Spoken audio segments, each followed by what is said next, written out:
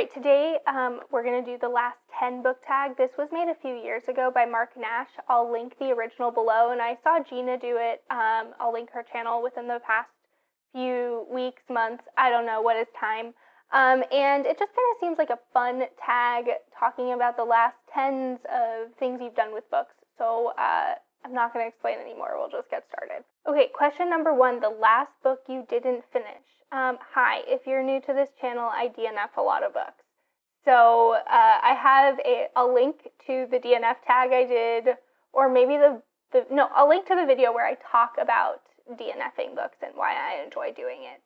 And why it's a cathartic experience to like get these things off my shelves, whatnot. Anyway, the last book I DNF'd was Asymmetry by Lisa Halliday. I DNF'd it about 100 pages in, and it was really because I read something very similar to it in what it was looking at in society, at least for the first part of the book, like right before I started it, and it just wasn't doing it as well for me, and there was a lot of baseball references I wasn't really appreciating, and the plot I wasn't appreciating all that much, so it didn't have the one thing going for it that I need to hold on to the book to want to keep reading, and I DNF'd it like, I don't know, a week ago, and I haven't thought about it again, so obviously it was a good call. Question number 2, what is the last book you reread?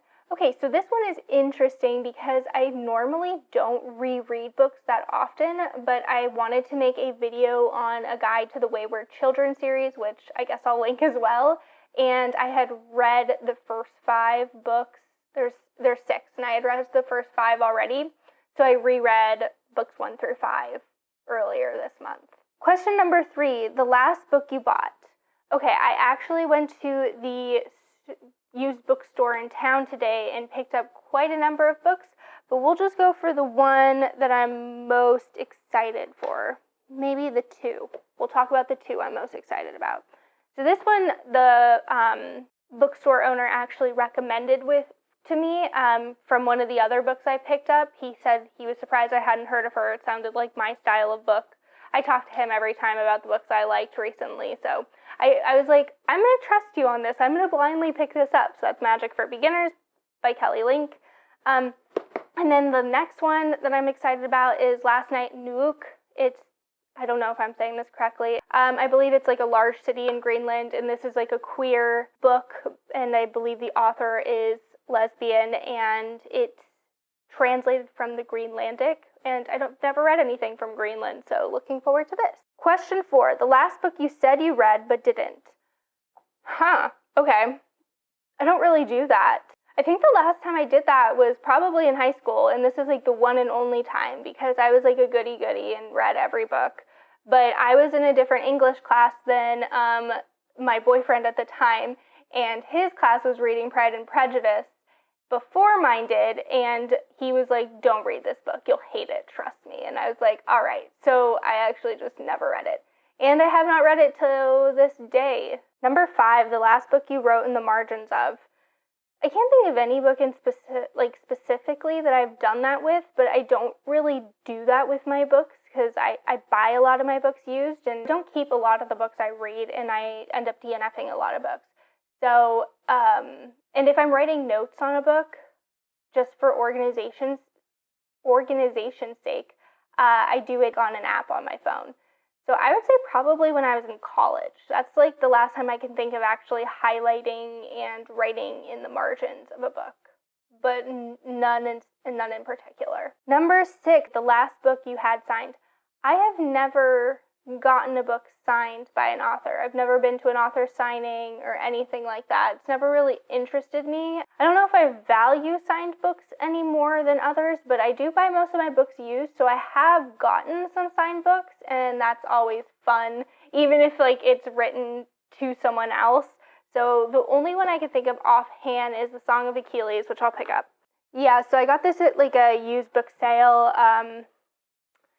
that they do every year at a little school in the middle of nowhere, and there it is, signed by Madeline Miller. So I loved this book. I picked it up used after I had read it, so I had my own copy, and then I saw it was signed after I brought it home, and I was like, oh, that's cool.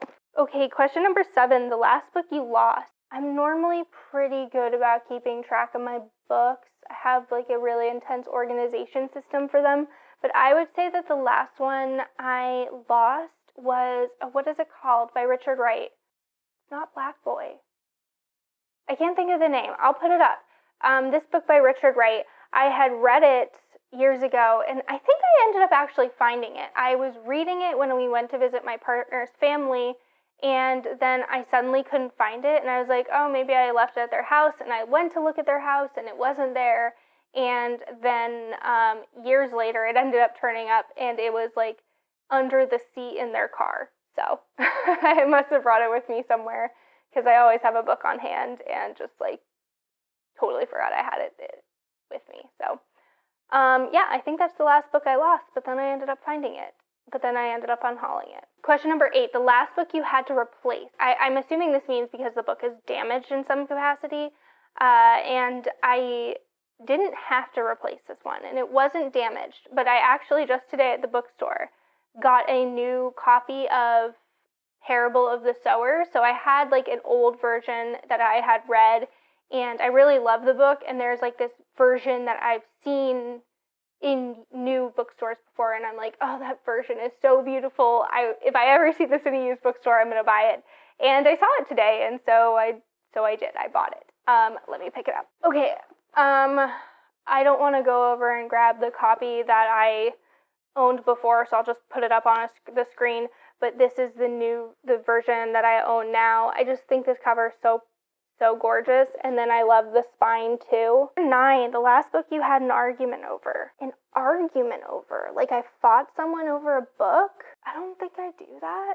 I get in debates with myself on the value of a book, or if I like parts of a book, which maybe people on BookTube can relate to that.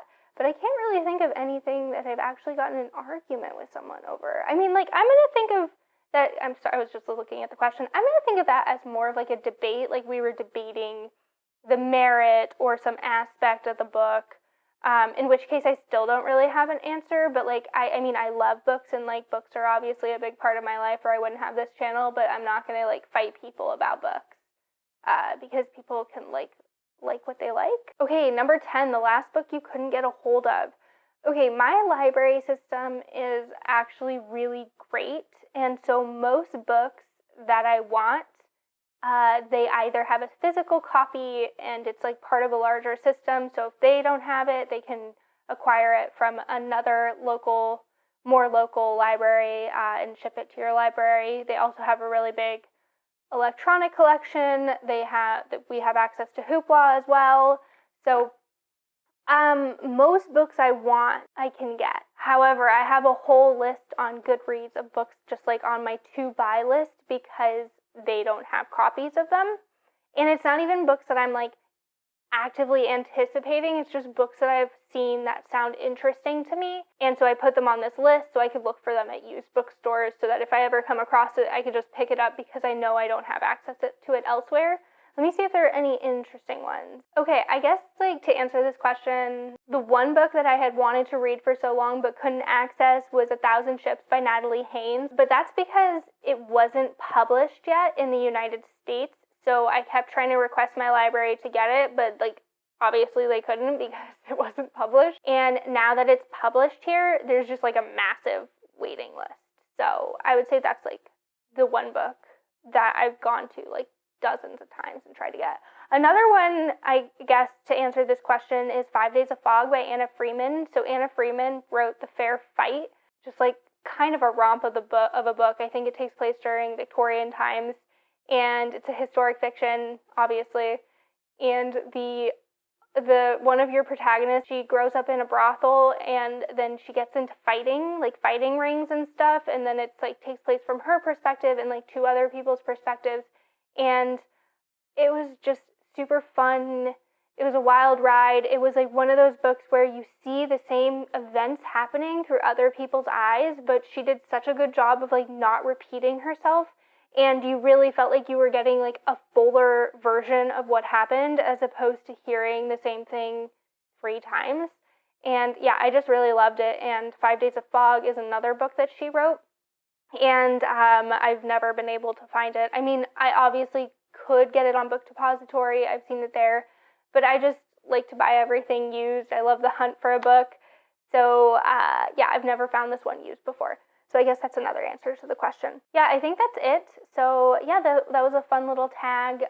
Get to know the last 10s of some things I've had with books. I'm interested to hear if people have an answer to the last book you said you read but didn't. Like, is that a thing that people do? Like, no shade. You can do that if you want. But yeah, I'm curious if people have answers to that and why they would have said they read a book that they hadn't read. But that's all I got. So until next time, happy reading.